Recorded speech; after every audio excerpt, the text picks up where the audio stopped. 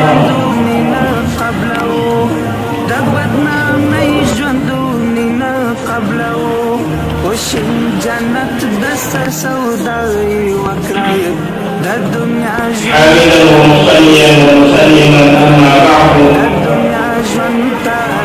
وقال رسول الله صلى الله عليه وسلم: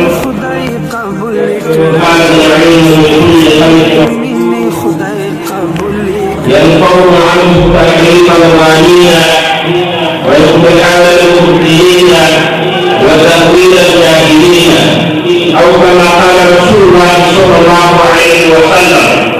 رواه البيهقي.